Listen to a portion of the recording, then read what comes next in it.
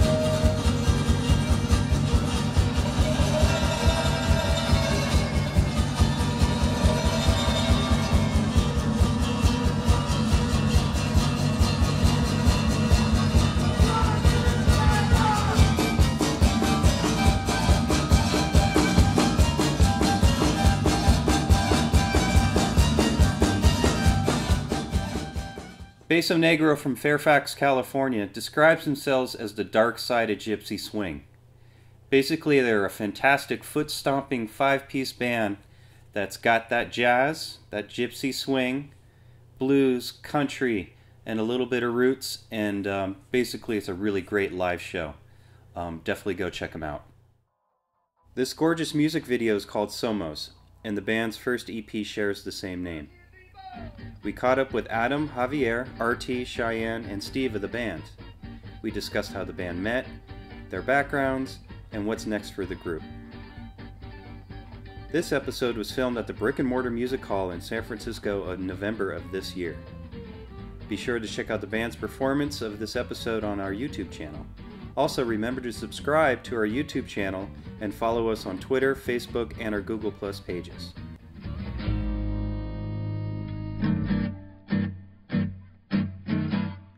Cheers, yeah. Cheers. Thanks for coming. Thanks for having us. Now that I've buttered you up, I'm going to talk about you. Ladies and gentlemen, this is Beso Negro. With the rock star swagger of Keith Richards and the chops of Django Reinhardt, Beso Negro from Marin County, correct? You guys? Fairfax area, correct? All right. Fuses gypsy swing with hints of flamenco, blues, country, and powerful songwriting to create a fantastic performance. With non-stop touring, this hard-working band has resulted in a recent slot of, you guys did Outside Lands. Yep. And you guys just went up to Portland, or Northwest, and did a bunch of shows up there. Mm-hmm. And now you're here. South by Southwest. South by Southwest. Very nice. And introduce yourselves. I guess we can start with you, Adam. My name's Adam Roach. My name is Javier Jimenez. I'm RT Goodrich. I'm Cheyenne Young. And our road manager Simon is over there. Gotta say hi to him. Very nice guy. We're missing one. We're missing one. Yes. And he is Stephen Gardner. He's missing. He's missing. He was on a milk carton, I thought. Can I see him? So, you guys describe yourself as the darker side of gypsy swing. You want to elaborate on that a little bit? I'll let. Well, we started by playing. It's funny. I met Javier Jimenez in Spain, and we started playing music together, songwriting sort of music, more folky. And as we progressed, that's actually kind of what happened. We started pushing each other as musicians and writing songs together. And we actually ended up that we found a love for gypsy jazz. And so we started pursuing it. And I can tell you, Javi has a really good handle on gypsy jazz music, and we kind of went there together.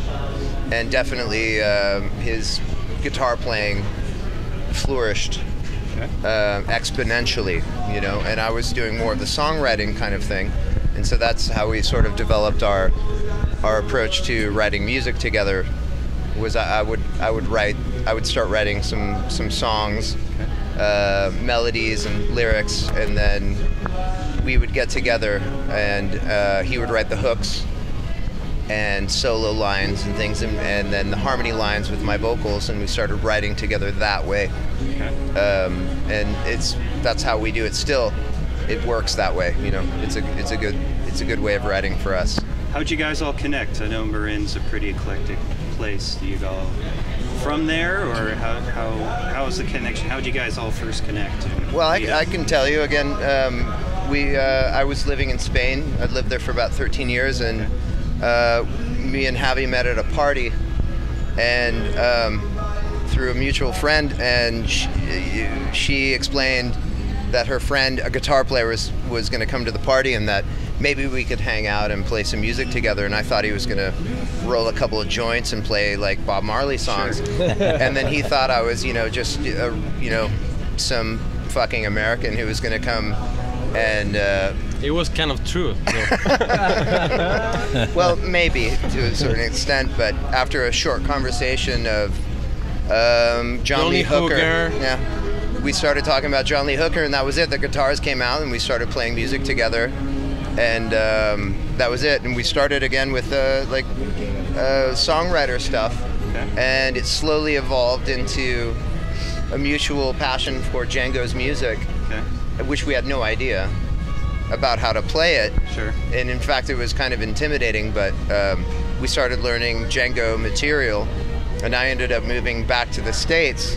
And our final conversation on the street in Barcelona was, I need you to come move to the United States, and we have to create a band together. And he had the balls enough to do it.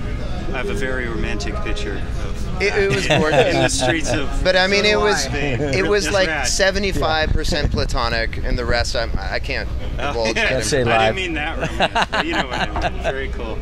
Very cool. And then we met RT. I was actually playing in another band, and I was playing Cajon, and Steve Gardner said, "You want to sit in with us on Friday?" I said, "Yeah, what are you playing?" He said, "Gypsy Jazz." I went, "Cool." Had no idea what that was. So I went out the next day and I bought the Ultimate Django collection, and for the next 3 days I listened to that. Right. And it was a blast. And then I grew on them like a fungus. I just wouldn't go away, so they gave me the gig.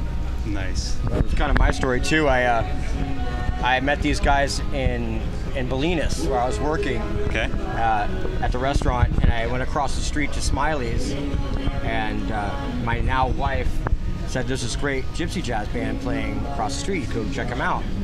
And so I walk across the street, and I listen to them for a minute.